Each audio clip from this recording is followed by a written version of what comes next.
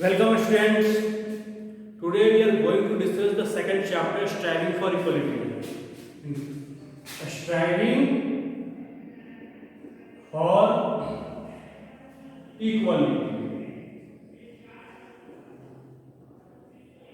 Okay अभी तो पढ़ा था इक्वलिटी के बारे में स्टडी कर रहे थे। डिस्क्रिमिनेशन होता है एक दूसरे के साथ on the basis of so many cases. तो लास्ट वीडियो में ट्राइबल के बारे में डिस्कस किया था, अनटचेबिलिटी एक कर्स को डिस्कस किया था कि कैसे जो अनटचेबिलिटी है एक श्राप है ना, कि इससे क्या होता है जब डिस्क्रिमिनेशन होता है किसी के साथ तो धीरे धीरे इन्फेरियर होने लगता है। फिर ट्राइबल ग्रुप जो था आपका, जो हमारे जो मेन स्ट्रीम है डेवलपमेंट से दूर है, उसके लिए सरकार ने क्या क्या प्रोविजन किए गए हैं। और टुडे का भी टॉपिक है, चैप्टर का नाम है स्ट्राइविंग फॉर इक्वलिटी, और टुडे का टॉपिक है आपका यही है striving for equality. Okay, equality आप समझते हैं कि ऑल आर इक्वल। ओके, तो हम जैसे एक चीज बताओ कि हमें फ्रीडम कब मिला। We got freedom in 1947। We got independence, हमें स्वतंत्रता मिली है ना, हम स्वतंत्र हुए किससे? ब्रिटिश से हमें स्वतंत्र मिला। तो जो जैसे देखा कि पहले हमारे यहाँ अंग्रेजों का जो कानून था, लॉ था, उसके अनुसार हम पे रूल होता था। बाद में हमारे जो फ्रीडम फाइटर ने डिमांड किया कि नहीं, हमारा एक अलग कानून होना चाहिए जिससे हम पे शासन हो, भारत का अपना संविधान। तो अंग्रेजों के जब हमारा अपना संविधान बनना शुरू हुआ, फिर 1947 में हम क्या हुए? स्वतंत्र हुए। We got freedom from British.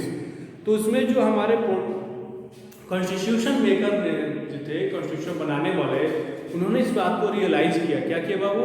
इस बात को रियलाइज किया कि political freedom was meaningless unless it was accompanied by social and economic equality. जब तक हमें आपको जो पॉलिटिकल फ्रीडम तब तक मीनिंगलेस है, अर्थहीन है, उसका कोई मतलब नहीं रह जाता है जब तक हमें सोशल इकोनॉमिक इक्वालिटी, सोशल है एंड सोशल इक्वालिटी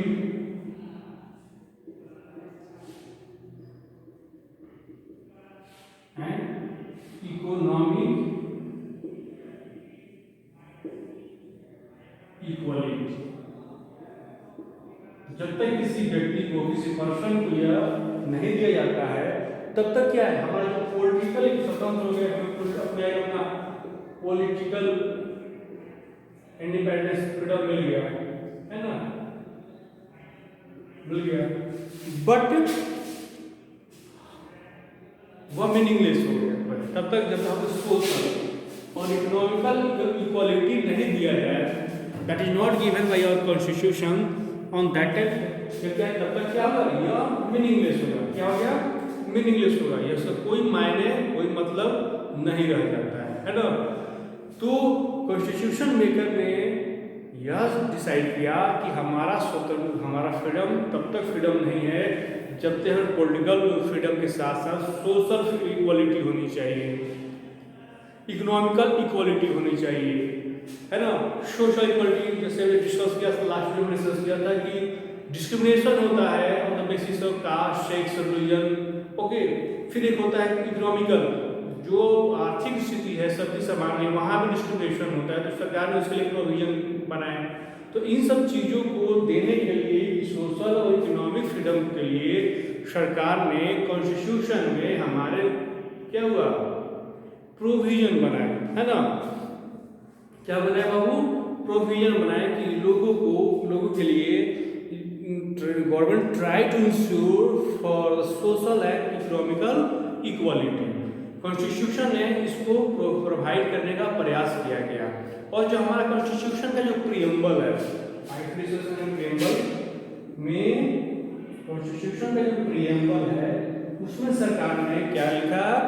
उसमें बताया the preamble by the constitution enshrines that India is a sovereign, socialist secular, democratic and Republic state. Bharat क्या है?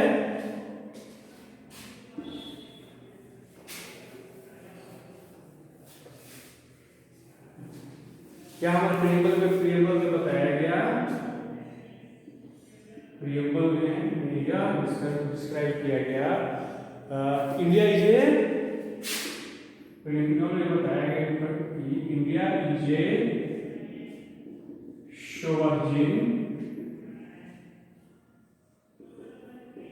Secular,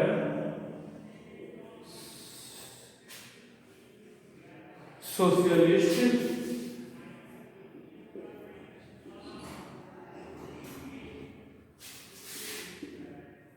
secular and democratic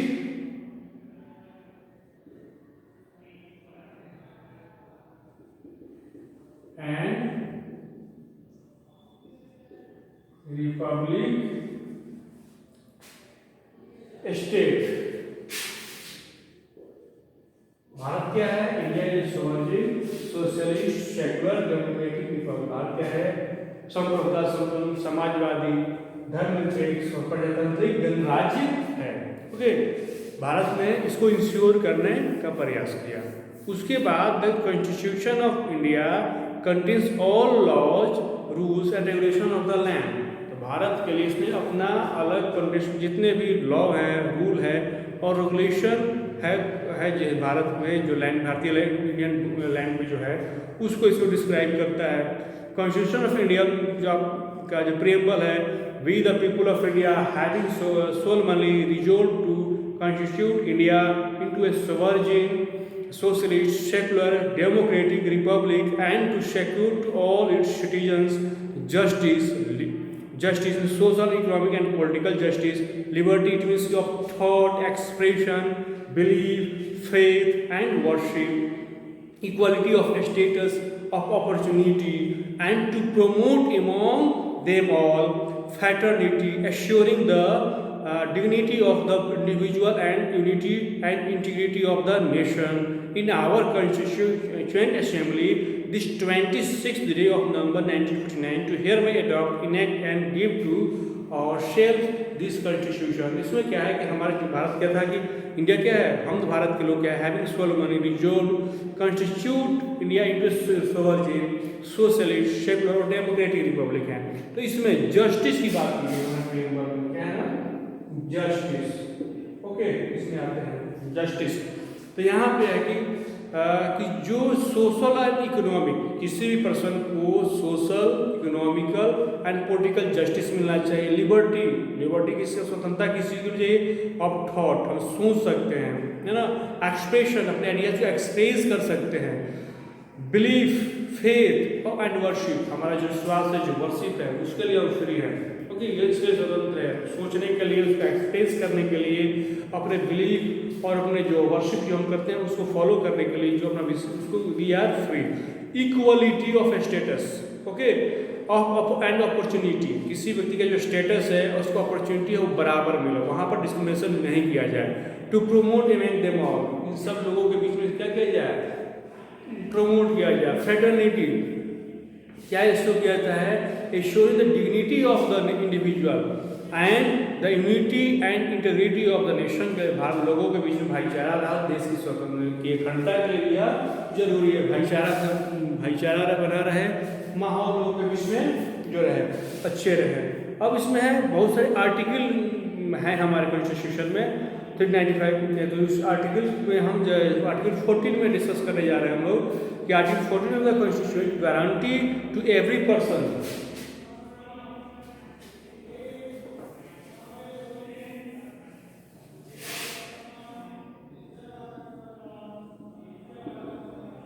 article 14, ठीक, इसमें जो है बताया गया है आर्टिकल 14 का question guarantees to every person equality before law, यह गारंटी देता है कि प्रत्येक जो व्यक्ति है, every person are equal in the eye of law, सब कोई क्या है, इक्वल है।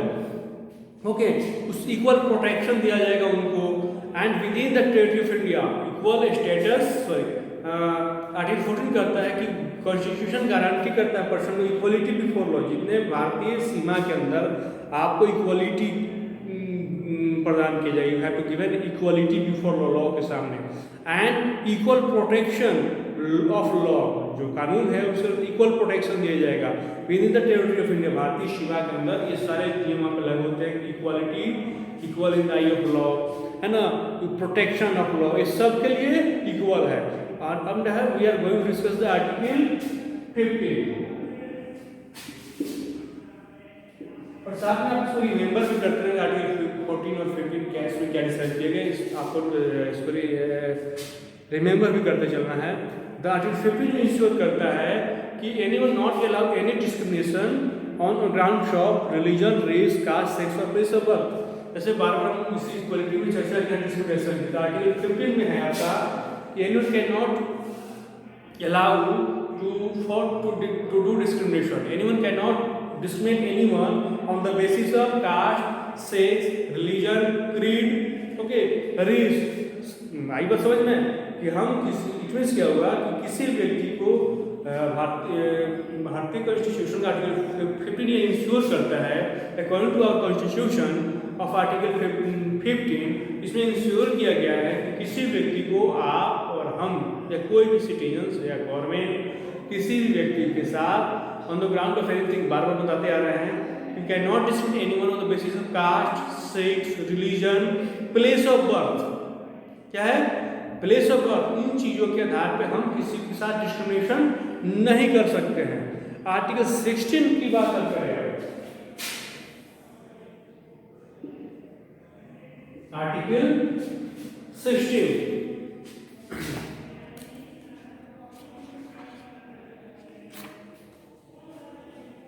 में अब constitution provides equality to of opportunity to all citizens in matters of public employment, okay, in the matter of public employment. यहाँ पे article 16 में है इक्वलिटी,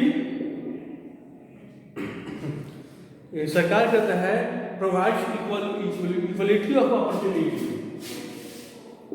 इक्वलिटी ऑफ अपॉर्चुनिटी, है ना।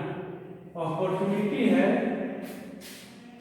जो कॉन्स्टिट्यूशन में वह इंश्योर करता है गवर्नमेंट के द्वारा कि सरकार क्या करे, पब्लिक एम्प्लॉयमेंट में किसी भी सिटीजन को इक्वल अपॉर्चुनिटी दिया जाए। क्या जाए?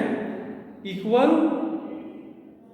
पावर दिया एम्प्लॉयमेंट का, किसी व्यक्ति को equal opportunity, all are equal, तो government can give opportunity, equal opportunity to all of the people. But इसमें क्या है, गवर्नमेंट ने कुछ एक और प्रोविजन बनाया गया है, जो आप रिजर्वेशन की बात सोचते होंगे, रिजर्वेशन लागू है देश में हमारे, तो इसमें सरकार ने आपको स्टेट गवर्नमेंट को, सेंट्रल गवर्नमेंट ने, तो गवर्नमेंट ने यह कॉन्स्टिट्यूशन स्टेट को, वैसे गवर्नमेंट को यह पावर देता है कि जो डिसएडवांटेज ग्रुप है, क्या है, जो आपका डिसएडवांटेज,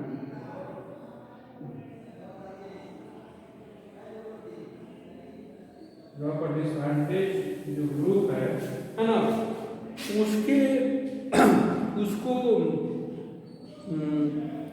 उसको अपलिफ्ट करने के लिए सरकार क्या कर सकती है, प्रोविजन बना सकती है। क्या कर सकती है बाबू? गवर्नमेंट के द्वारा प्रोविजन बनाया जा सकता है। क्या कह सकते हैं बाबू? प्रोविजन बनाया जा सकता है। तो इसके लिए सरकार के द्वारा क्या किया, प्रोविजन में रिजर्वेशन लागू किया गया। क्या किया गया? रिजर्वेशन लागू किया गया। क्या किया गया? रिजर्वेशन लागू किया गया सेंट्रल गवर्नमेंट के द्वारा, स्टेट गवर्नमेंट के द्वारा। तो जो इस किसके लिए रिजर्वेशन लागू किया गया? For the schedule caste, schedule tribe, women, other backward classes, minority और फिजिकली जो चैलेंज पीपुल हैं, ओके, इसके लिए दिया गया women, SC, schedule caste, schedule tribe, okay, physically challenge लोग हैं, है ना। फिर जैसे वो दिव्यांग हो गए, शारीरिक से क्या है, फिजिकली क्या है, कहीं ना कहीं पे परेशानी है, कोई फिजिकली में शारीरिक से कहीं उन्हें दिक्कत है, अपंग है, कोई भी चीज़ है, तो फिजिकली शारीरिक कुछ चीज़ों में आ जाते हैं, ठीक है। तो फिर वोमेन हो गए, SC ST, फिजिकली चैलेंज, इन लोगों के लिए सरकार ने क्या किया, और OBC OBC other backward classes के लिए, अदर बैकवर्ड क्लासेस के लिए रिजर्वेशन का प्रोविजन किया गया।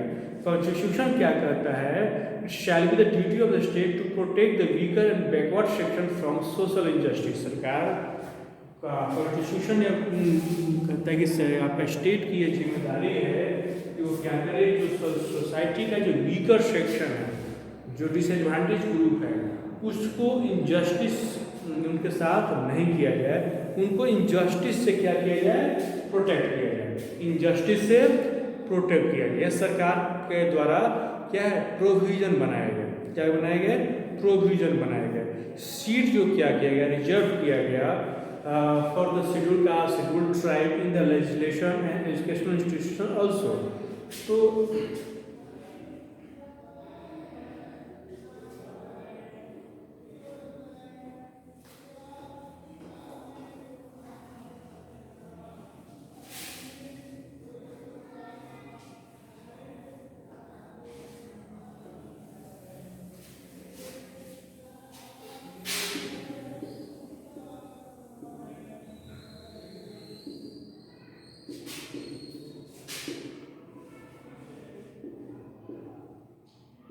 इम्प्लायमेंट में दिया गया है ना, उसके साथ लेजिस्लेशन किसमें, लेजिस्लेशन में